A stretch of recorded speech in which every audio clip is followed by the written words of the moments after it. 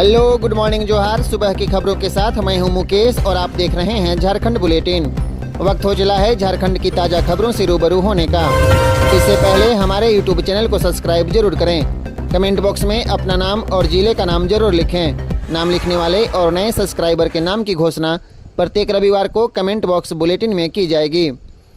MGM अस्पताल की बड़ी लापरवाही। 100 गृह में रखे डेड बॉडी को चूहों ने कुतरा, हाइड्रोसिल और पैर का मांस खाया। कोल्हान के सबसे बड़े सरकारी अस्पताल के 100 गृह में चूहों ने 100 को कुतर डाला। इस दौरान परिजनों ने अस्पताल परिसर में विरोध करने की कोशिश की, पर मामले को दबाने के लिए परिजनों को समझा बुझाकर घर भेज दिया गया। जानकारी के अनुसार मानगो दाईगुट्टू कृष्णा रोड के रहने वाले 45 वर्षीय श्याम सिंह को परिजनों ने सिर में दर्द होने की शिकायत पर बुधवार को एमजीएम अस्पताल में भर्ती कराया था, जहां इलाज के थोड़ी देर बाद ही श्याम ने दम तोड़ दिया। परिजनों ने श्याम की मौत के बाद 100 को अस्पताल के 100 गृह में रखवा दिया।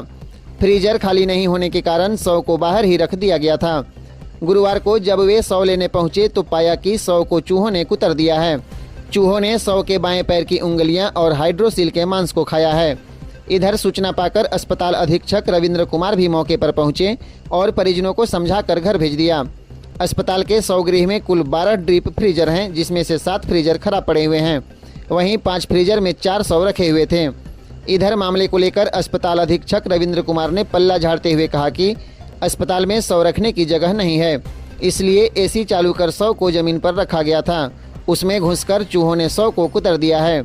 परिजनों को कहा गया था कि 100 रखने की जगह नहीं है। खबरों में आगे बढ़ने से पहले हमारे यूट्यूब चैनल को सब्सक्राइब जरूर करें। झारखंड में 2 महिला समेत 15 नक्सलियों ने किया सरेंडर। लंबे समय से पुलिस को थी तलाश। मिसिर बेसरा और अनल का संगठन हुआ कमजोर। पश्चिमी सिंहभूम पुलिस के सामने 15 नक्सलियों ने आत्मसमर्पण किया है। समर्पण करने वाले नक्सलियों में 2 महिलाएं भी शामिल है। बताया जा रहा है कि ये सभी नक्सली कोल्हान क्षेत्र में मिसिर बेसरा और अनल के लिए काम करते थे। इनके खिलाफ टोटो, गोइलकेरा, मुफस्सिल थाने में दर्जनों मामले दर्ज हैं। झारखंड पुलिस और सीआरपीएफ के अधिकारियों ने समर्पण करने वाले नक्सलियों को माला और शॉल देकर स्वागत किया। पुलिस ने बताया कि सरकार के समर्पण नीति से प्रभावित होकर इन लोगों ने पुलिस के सामने हथियार डाल दिया। समर्पण करने वालों में प्रधान कोडा उर्फ देवन कोड़ा, चंद्रमोहन उर्फ चंद्र अगरिया, पगला गोप, घासीराम गोप, विजय बोईपाई, अमन गोप, गंगाराम पूर्ति उर्फ मोटका पूर्ति, निशा कोड़ा, सोनू चंपिया, सुशील चंपिया, मनी चंपिया और एक अन्य के नाम शामिल हैं। एसपी आशुतोष शेखर ने बताया कि 15 सक्रिय नक्सलियों ने आत्मसमर्पण किया है। ये सभी नक्सली विभिन्न संगठनों के लिए काम करते थे। रांची के कचनार टोली की घटना। सेना की जमीन पर अवैध कब्जा करने के मामले में 14 को जेल। जगन्नाथपुर थाना पुलिस ने कचनार टोली में मंगलवार की रात 8 बजे सेना की जमीन पर अवैध कब्जा करने और रातों रात चहारदीवारी खड़ी करने के मामले में 14 अभियुक्तों को गिरफ्तार कर बुधवार को जेल भेज दिया। इस मामले में जगन्नाथपुर थाना के दरोगा राजेंद्र कुमार राणा ने 14 के विरुद्ध नामजद और 150 अज्ञात पर प्राथमिकी दर्ज कराई है। कचनार टोली में प्लॉट नंबर 370 सेना की जमीन है। वहां पर सेना की 4.5 एकड़ जमीन थी, जिसके बड़े हिस्से पर धीरे धीरे कब्जा कर लिया गया। जो जमीन बची हुई है उस पर भी मंगलवार को कब्जा करने के लिए अवैध रूप से चहारदीवारी का निर्माण कराया जा रहा था। इसकी शिकायत सेना की ओर से मंगलवार को की गई। इस पर जगन्नाथपुर थाना पुलिस रात करीब 8:30 बजे पहुंची, लेकिन वहां उपस्थित 200 महिला पुरुषों ने उक्त जमीन पर तेजी से काम करने लगे और दीवार खड़ी कर दी। पुलिस ने उन्हें मना किया, लेकिन उन लोगों ने सरकारी कार्य में बाधा डाली। पुलिस की ओर से मना करने के बावजूद काम चलता रहा। इसके बाद पुलिस ने चहारदीवारी कर रहे उक्त लोगों को गिरफ्तार किया। झारखंड में फिर नक्सलियों की साजिश नाकाम। रांची के तमाड़ से 8 किलो का आईडी बम बरामद। झारखंड में एक बार फिर नक्सलियों की साजिश नाकाम हो गई। सशस्त्र सीमा बल ने सर्च ऑपरेशन के दौरान रांची जिले के तमाड़ इलाके से 8 किलो का आईडी बम बरामद किया है। झारखंड जगुआर की टीम ने सूचना मिलते ही मौके पर पहुंचकर बम को डिफ्यूज कर दिया। लोकसभा चुनाव 2024 के दौरान सुरक्षा बलों को नुकसान पहुंचाने के उद्देश्य से नक्सलियों ने यह साजिश रची थी, लेकिन सर्च ऑपरेशन चलाकर तत्परता दिखाते हुए सुरक्षा बलों ने उनकी साजिश नाकाम कर दी। झारखंड के रांची जिले के तमाड़ थाना क्षेत्र के मोनोगोरा अकारकोला मार्ग पर एक पुलिया से पुलिस ने आईडी बम बरामद किया है। पुलिस सर्च ऑपरेशन चला रही थी। इसी दौरान 8 किलोग्राम का आईडी बम बरामद किया गया। बम को प्रेशर कुकर में बंद कर पुलिया के नीचे रखा गया था। बताया जा रहा है कि पुलिस को नुकसान पहुंचाने के उद्देश्य से आईडी बम को पुलिया के नीचे रखा गया था, लेकिन पुलिस ने उनके मंसूबे को नाकाम कर दिया। हजारीबाग से कांग्रेस प्रत्याशी जयप्रकाश भाई पटेल के खिलाफ स्पीकर ट्रिब्यूनल में दल बदल का केस दर्ज, सचेतक के पद से भी हटाए गए। हजारीबाग लोकसभा सीट से कांग्रेस प्रत्याशी जयप्रकाश भाई पटेल दल बदल मामले में फंस गए। झारखंड विधानसभा के स्पीकर रविंद्रनाथ महतो के ट्रिब्यूनल में उनके खिलाफ 10वीं अनुसूची यानी दल बदल के तहत केस दर्ज कर लिया गया। नेता प्रतिपक्ष अमर कुमार बावरी के आवेदन के आधार पर यह केस दर्ज किया गया है। अब स्पीकर ट्रिब्यूनल ने पटेल और बावरी को नोटिस जारी किया है। दोनों को खुद या अपने वकील के माध्यम से 2 मई तक पक्ष रखने को कहा गया है। दोनों पक्षों के बात रखने के बाद ट्रिब्यूनल में मामले की सुनवाई शुरू होने की संभावना है। पटेल भाजपा के टिकट पर मांडू विधानसभा सीट से चुनाव जीते थे। हाल ही में वे कांग्रेस में शामिल हो गए थे। कांग्रेस ने उन्हें हजारीबाग से अपना प्रत्याशी बनाया है। उधर भाजपा ने कुछ महीने पहले ही पटेल को विधानसभा में पार्टी का सचेतक बनाया था। उनके कांग्रेस में शामिल होने के बाद नेता प्रतिपक्ष ने स्पीकर को पत्र लिखकर उन्हें सचेतक पद से हटाने का अनुरोध किया था। सरहुल महोत्सव में शामिल हुए सीएम चंपई सोरेन। रांची में निकली शोभा यात्रा, पाहन की भविष्यवाणी, इस साल अच्छी बारिश होगी। रांची समेत पूरे झारखंड में प्रकृति पर्व सरहुल धूमधाम से मनाया गया। सरहुल महोत्सव में मुख्यमंत्री चंपई सोरेन भी शामिल हुए। वह वीर बुद्धू भगत आदिवासी कॉलेज छात्रावास पहुंचे, जहां अखरा में पाहन के उनका ढोल नगाड़े के साथ नृत्य करते हुए उनका स्वागत किया गया। सरहुल पर शोभा यात्रा निकाली गई। केंद्रीय सरना समिति की ओर से यह यात्रा निकाली गई, जो अल्बर्ट एक्का चौक पर पहुंची। शोभा यात्रा रांची के विभिन्न हिस्सों के सरना स्थल से निकाली गई, जो मेन रोड के रास्ते सीरम टोली सरना स्थल तक गई। इससे पहले सभी मौजा के सरना स्थल में पूजा अर्चना हुई। सरहुल के गीतों और ढोल नगाड़ों की आवाज से इलाका गूंज उठा। घर में अकेली महिला को ठगों ने बनाया निशाना। गहना साफ करने के बहाने 1 लाख के जेवर लेकर फरार। ओपी क्षेत्र के पिंडार कोम में गहने साफ करने के बहाने 1 लाख रुपए के जेवर लेकर ठग फरार हो गया। पीड़ित यदु बड़ाइक ने बताया कि दोपहर लगभग 3 बजे उनकी पत्नी बिमला देवी घर में अकेली थी। उसी दौरान 2 युवक उनके घर पहुंचे और सोने के गहनों को नए गहने की तरह चमका देने की बात कही, जिस पर उन्होंने अपने गहने उन्हें साफ करने के लिए दे दिए। ठगों ने गहने को चमकाने के लिए अपने रसायन में डाला तो गहने पत्थर की तरह बन गए, जिस पर ठगों ने बिमला से कहा कि आपके गहने सोने के नहीं थे, देखो साफ करने पर यह पत्थर के हो गए। उसके बाद बिमला जैसे ही घर के अंदर गई तो दोनों बाइक से भाग निकले। घटना की जानकारी ओपी पुलिस को दी गई। पुलिस मामले की छानबीन कर रही है। ई-केवाईसी कराएं, नहीं तो बंद हो जाएगा गैस कनेक्शन। ई-केवाईसी कराने की अंतिम तिथि 30 जून तक। एलपीजी गैस उपभोक्ता ने समय रहते ई-केवाईसी नहीं कराई तो गैस कनेक्शन बंद कर दिया जाएगा और सब्सिडी भी रोक दी जाएगी। ई-केवाईसी कराने की अंतिम तिथि 30 जून है। केंद्र सरकार ने पेट्रोलियम कंपनियों को निर्देश दिया है कि वे अपने ग्राहकों को एलपीजी गैस की आपूर्ति चालू रखने के लिए ई-केवाईसी कराने के लिए कहें। इंडियन के वरिष्ठ प्रबंधक आलोक शर्मा के अनुसार झारखंड में 36,27,628 गैस उपभोक्ता हैं। पहले चरण में उज्ज्वला योजना के ग्राहकों की ई-केवाईसी पूरी हो चुकी है और अब आम ग्राहकों के लिए ई-केवाईसी की जा रही है। आलोक शर्मा ने बताया कि राजधानी के ग्राहकों के लिए ई-केवाईसी कराने की प्रक्रिया शुरू हो चुकी है। ग्राहक एजेंसी में जाकर ई-केवाईसी करा सकते हैं। सड़क दुर्घटना में महिला की मौत, 3 लोग गंभीर रूप से घायल। बगोदर से डुमरी की ओर जा रहे थे बाइक सवार। बगोदर थाना क्षेत्र के जीटी रोड झरी पुल के समीप बुधवार को सड़क दुर्घटना में बाइक सवार 4 व्यक्ति घायल हो गए। घायलों में एक महिला और उसके 2 बच्चे सहित एक युवक शामिल हैं। घायलों का प्राथमिक इलाज बगोदर सीएचसी में किया गया। इसमें महिला की स्थिति गंभीर बनी हुई थी। बेहतर इलाज के लिए धनबाद रेफर कर दिया गया। बताया जाता है कि इलाज के दौरान महिला की मौत हो गई है। मृतक का नाम रूपा देवी है। बताया जाता है कि बाइक पर सवार सभी सरिया थाना क्षेत्र के परसिया पंचायत के अलग अलग गांव के रहने वाले हैं। बताया जाता है कि बाइक पर सवार होकर एक युवक के साथ महिला अपने 2 बच्चों के साथ बगोदर से डुमरी की ओर जा रही थी। इसी दौरान तेज रफ्तार एक एसयूवी कार ने पीछे से बाइक को अपनी चपेट में ले लिया। इससे महिला गंभीर रूप से घायल हो गई। बेहतर इलाज के लिए उसे धनबाद रेफर कर दिया गया था। इधर पुलिस ने कार को जब्त कर लिया है। भाजपा सांसद का दावा, सीएम चंपई को कुर्सी छोड़ने का फरमान। निशिकांत बोले, हेमंत अपनी पत्नी कल्पना को बनाना चाहते हैं मुख्यमंत्री। झारखंड की राजनीति में खेला होबे।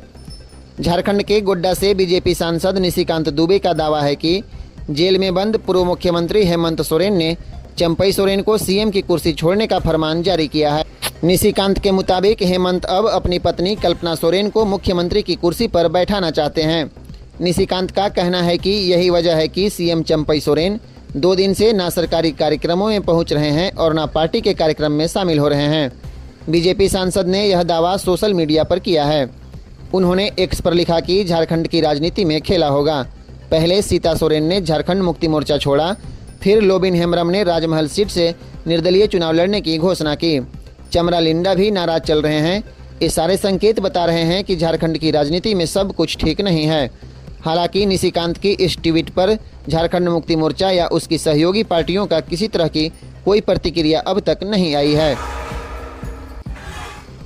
झारखंड में आज और कल बारिश की संभावना। कई जिलों में सुबह से छाए बादल। 14 अप्रैल तक ऐसा ही रहेगा मौसम। झारखंड में 14 अप्रैल तक बारिश का दौर अभी जारी रहेगा। इस दौरान कई जिलों में हल्के बादल छाए रहेंगे। वहीं कई जिलों में गर्जन के साथ बारिश की संभावना बन रही है।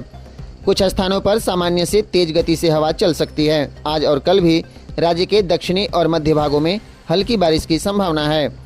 इधर बीते 24 घंटे में सबसे अधिक गर्म जिला गोड्डा रहा। यहाँ का तापमान 40.4 डिग्री सेल्सियस दर्ज किया गया। वहीं सबसे कम तापमान चाईबासा का रहा। यहाँ का तापमान 21.8 डिग्री सेल्सियस दर्ज किया गया है। मौसम केंद्र के प्रभारी निदेशक अभिषेक आनंद के मुताबिक 14 अप्रैल तक राज्य में कहीं कहीं हल्के से मध्यम दर्जे की बारिश हो सकती है। 11 और 12 अप्रैल को राज्य के दक्षिणी और मध्य इलाके में कहीं कहीं हल्के दर्जे की बारिश हो सकती है। इन दोनों हिस्सों में कुल 10 जिले आते हैं, जिसमें रांची, बोकारो, गुमला, खुंटी, हजारीबाग, रामगढ़, पूर्वी सिंहभूम, पश्चिमी सिंहभूम, सिमडेगा और सरायकेला खरसावां शामिल हैं। इन इलाकों में 30 से 40 किलोमीटर प्रति घंटे की रफ्तार से हवा चल सकती है। जमशेदपुर में उंगली पर वोट का निशान दिखाने वालों को मिलेगी शहर की दुकानों में खरीदारी पर छूट। मतदान करने वाले मतदाताओं को शॉपिंग में छूट मिलेगी। जमशेदपुर शहर के व्यावसायिक प्रतिष्ठानों के प्रतिनिधियों ने जिला प्रशासन के प्रस्ताव पर मतदाता जागरूकता कार्यक्रम के तहत डिस्काउंट ऑफर की घोषणा करने पर सहमति जताई है। जिला समाहरणालय सभागार में गुरुवार को स्वीप कार्यक्रम के तहत मतदाता जागरूकता कार्यक्रम के संचालन को लेकर होटल, रेस्टोरेंट, मॉल और कोचिंग सेंटर संचालकों के साथ बैठक हुई। उप विकास आयुक्त यानी डीडीसी सह वरीय पदाधिकारी स्वीप कोसांग मनीष कुमार ने यह बैठक की। इसमें सभी व्यावसायिक संस्थानों को अपने स्तर पर मतदाता जागरूकता कार्यक्रम चलाते हुए शहरी मतदाताओं में मतदान के प्रति उदासीनता दूर करने को लेकर विशेष जिम्मेदारी दी गई है। विशेष बात यह है कि शहरी क्षेत्र के मतदाताओं को मतदान के प्रति प्रोत्साहित करने के उद्देश्य से शॉपिंग पर छूट की घोषणा करने का प्रस्ताव डीडीसी ने रखा, ताकि मतदान के दौरान उंगली पर लगाई गई स्याही दिखाकर लोग शॉपिंग में छूट प्राप्त कर सकें। इस पर सभी व्यावसायिक संस्थानों के प्रतिनिधियों ने अपनी सहमति जताई और मतदाता जागरूकता अभियान में परस्पर सहयोग को लेकर आश्वस्त किया। झारखंड, बिहार, छत्तीसगढ़ और ओडिशा में कोयला कारोबारी, रेलवे ठेकेदारों और व्यापारियों से लेवी वसूलने वाले उग्रवादियों को एनआईए ने दबोचा। झारखंड, बिहार, छत्तीसगढ़ और ओडिशा में कोयला कारोबारी, ट्रांसपोर्टरों, रेलवे ठेकेदारों और व्यापारियों से लेवी वसूलने वाले उग्रवादी को एनआईए ने गिरफ्तार किया है। एनआईए की टीम ने झारखंड के खूंटी के 2 और असम में 2 स्थानों पर छापेमारी की। इस दौरान एनआईए की टीम ने खूंटी जिले से विनोद मुंडा उर्फ सुखवा नाम के व्यक्ति को गिरफ्तार किया। गिरफ्तार व्यक्ति पीएलएफआई उग्रवादी संगठन का एक सशस्त्र कैडर है। एनआईए की टीमों ने 2 walkie talkie, 5 mobile phone, SIM card और रुपए के साथ पीएलएफआई से संबंधित दस्तावेजों सहित कई आपत्तिजनक सामग्री भी जब्त की है। इस मामले में पहले 2 आरोपियों को 3 लाख रुपए और हथियार के साथ गिरफ्तार किया गया था। दिनेश गोप की गिरफ्तारी के बाद पीएलएफआई उग्रवादी मार्टिन करकेट्टा समेत अन्य उग्रवादी पीएलएफआई संगठन को फिर से मजबूत करने में जुटा है। मई 2023 में एनआईए ने दिनेश गोप को नेपाल से गिरफ्तार किया था, जिसके बाद उसे रिमांड पर लेकर कई दिनों तक पूछताछ की थी। इस दौरान एनआईए को कई अहम जानकारियां मिली थी। सरहुल महोत्सव में शामिल हुए राज्यपाल बोले, दुनिया ग्लोबल वार्मिंग की चुनौती में सरहुल जैसा त्यौहार प्रकृति की सीख देता है। झारखंड के राज्यपाल सीपी राधाकृष्णन ने आज सरहुल पर्व के अवसर पर जनजातीय एवं क्षेत्रीय भाषा विभाग रांची विश्वविद्यालय द्वारा आयोजित सरहुल महोत्सव के अवसर पर समस्त राज्यवासियों को सरहुल की हार्दिक बधाई देते हुए कहा कि मानव एवं प्रकृति का अन्योन्याश्रय संबंध है। सरहुल का वास्तविक अर्थ वृक्षों की एवं प्रकृति की पूजा करना है। इस पर्व में यह संदेश निहित है कि प्रकृति के बिना मानव जाति का अस्तित्व नहीं है। राज्यपाल सीपी राधाकृष्णन ने कहा कि सरहुल हमारे राज्य के अहम त्योहारों में से एक है, जिसे देश के अन्य हिस्सों में भी बड़े उत्साह के साथ मनाया जाता है। झारखंड हाईकोर्ट के 4 आदेश। कोर्ट ने कहा, पीएचसी सीएचसी में डॉक्टर और इलाज की क्या है व्यवस्था, सरकार 3 सप्ताह में जवाब दे। झारखंड में 5 साल से कम उम्र के बच्चों की मृत्यु दर की गंभीर स्थिति को देखते हुए हाईकोर्ट ने स्वतः संज्ञान याचिका पर सुनवाई की। कोर्ट ने मौखिक रूप से कहा कि झारखंड में राज्य सरकार ऐसी व्यवस्था सुनिश्चित करे जिससे 5 साल से कम उम्र के बच्चों की मृत्यु दर शून्य तक पहुंचे। इस मामले में एमिकस क्यूरी अधिवक्ता सुमित गौदड़िया ने पक्ष रखते हुए कहा कि राज्य के प्राथमिक स्वास्थ्य केंद्र और कम्युनिटी हेल्थ सेंटर को बेहतर बनाने की जरूरत है। उनमें विशेषज्ञ चिकित्सक के साथ ही पर्याप्त मात्रा में दवा की व्यवस्था जरूरी है। इस मामले में हाई कोर्ट ने राज्य सरकार को 3 सप्ताह में शपथ पत्र दायर कर यह बताने के लिए कहा है कि झारखंड में कितने पीएचसी और सीएचसी हैं, उनमें कितने पद स्वीकृत हैं और कितने पद अभी खाली पड़े हुए हैं। इन पीएचसी और सीएचसी में दवाओं की क्या व्यवस्था है, उनके भवनों की क्या स्थिति है। इसके अलावा हाईकोर्ट ने राज्य सरकार से पूछा है कि झारखंड के सुदूर ग्रामीण इलाकों में सांप के काटने से होने वाली मौत को रोकने के लिए पीएचसी और सीएचसी में एंटी स्नेक वेनम की क्या व्यवस्था है। कोर्ट ने इन सभी बिंदुओं पर जवाब मांगा है। इस मामले की अगली सुनवाई 2 मई को होगी। आज के लिए बस इतना ही, फिर कल मिलते हैं झारखंड की 25 बड़ी खबरों के साथ। फटाफट जय झारखंड।